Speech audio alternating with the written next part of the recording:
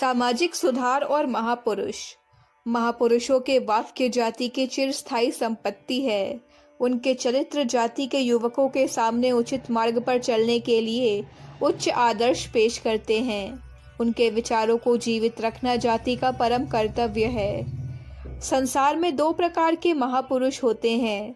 एक वे जो किसी विचार की धुन में चल पड़ते हैं और उसके प्रचार में मस्त होकर सारे संसार को भूल जाते हैं। जानबूझकर अपने जीवन को संकीर्ण और अपूर्ण बना लेते हैं। उच्च आदर्श के अनुसार उनका जीवन प्रशंसा के योग्य नहीं होता, क्योंकि वे अपने शारीरिक, मानसिक और नैतिक शक्तियों को पूर्ण रूप से बढ़ने नहीं देते। वे अपनी मानसिक उन्नति को तुच्छ समझते हैं। शरीर की ओर से तो बिल्कुल उदासीन हो जाते हैं। सभा और समाज के नियम, सभ्यता पूर्वक बातचीत करने के ढंग, सांसारिक व्यवहार का अनुभव आदि बातें उनके लिए कोई आदरणीय वस्तु नहीं है।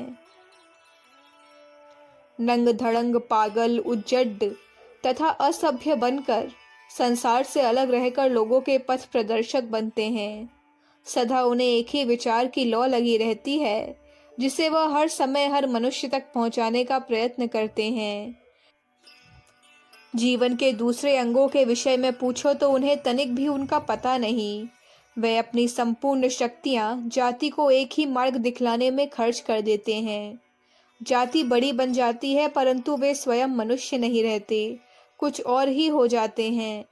कोई उन्हें पागल कहता है और कोई साधु। आधा संसार उन पर हंसता है और आधा उनकी पदरज को पवित्र समझकर सर पर चढ़ाता है। यह तो उन महापुरुषों का हाल है जो अपना सारा जीवन किसी एक सच्चाई के प्रचार में बिता देते हैं। वे उस ताड़ के वृक्ष की तरह होते हैं जो सीधा जाता है, न उसमें छाया होती है और न फूल। वह केवल आकाश से बातें करता है। उसकी चोटी को देखकर मनुष्य मूर्छित हो गिर पड़ता है। इस प्रकार के महापुरुष सदैव संसार से अलग नैतिक धुन में लगे रहते हैं। उनसे मिलकर साधारण मनुष्य शिक्षा ग्रहण कर सकते हैं, परंतु लाभ नहीं उठा सकते। उनको सभा, समाज, उत्सव, विवाह, मेला, त्योहार इत्यादि का शौक नहीं होता। वे सबके कृपालु और सहायक बन सकते हैं, परंतु किसी के मित्र या लंगोटिया यार नहीं। वे 10 आदमियों में बैठकर बातें भी नहीं कर सकते, क्योंकि जहां जरा किसी बात ने उनके विचारों को एक निश्चित मार्ग से हटाया और उनका मन विचलित हुआ।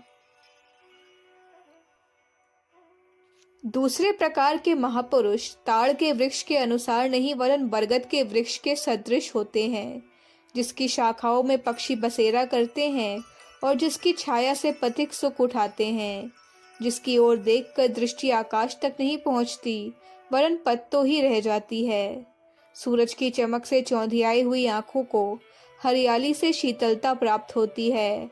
ऐसे महापुरुष संसार में रहकर और लोगों के सुख और दुख, आनंद और शोक में शामिल होकर घर बार के कर्तव्यों को पूरा करते हुए संसार के सामने व्यवहारिक धर्म का नमूना रखते हैं। वे अपने प्राकृतिक भावों को नहीं मारते, वे प्रेम के रक्त को नहीं बहाते फिरते।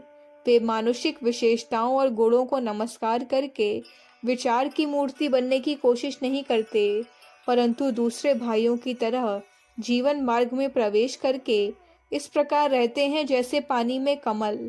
काम वैसे ही करते हैं जैसे उनके पड़ोसी, परंतु उद्देश्य का फर्क होता है। स्वार्थपरता नहीं, वरन परोपकार और कर्तव्य परायणता उनके जीवन का लक्ष्य होता है।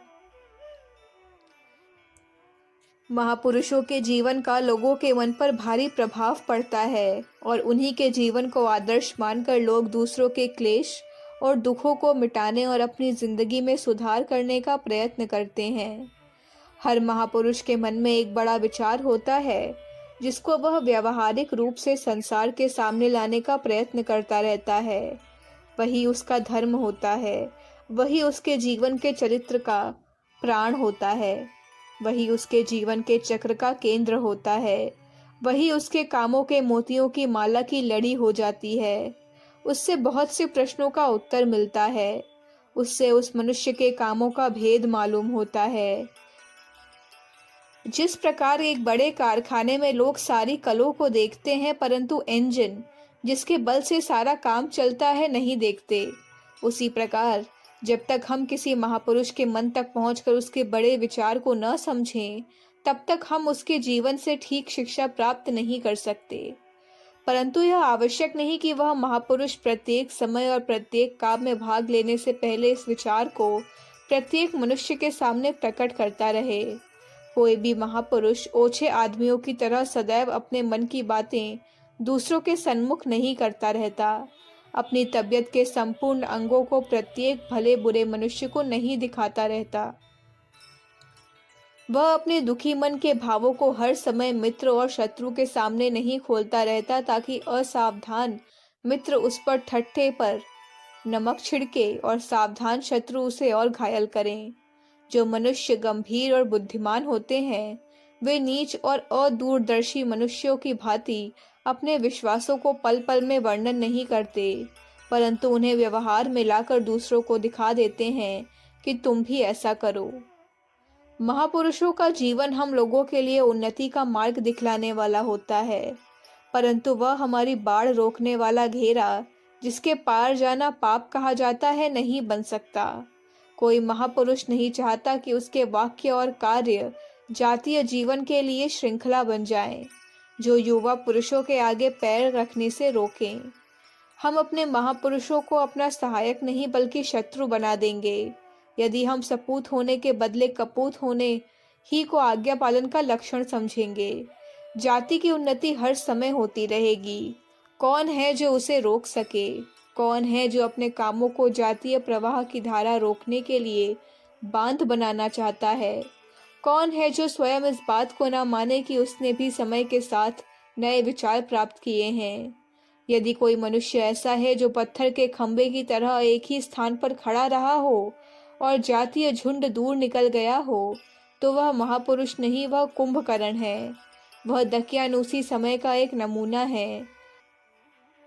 अजायब घर में रखे जाने योग्य है, जातीय समाज में आने के योग्य नहीं। अखंड ज्योति, मार्च 1959, पृष्ठ संख्या 37-38। हमारे YouTube चैनल विचार क्रांति दूत अखंड ज्योति पत्रिका को सब्सक्राइब करें एवं अगली वीडियोस प्राप्त करने के लिए बेल आइकन दबाएं। धन्यवाद।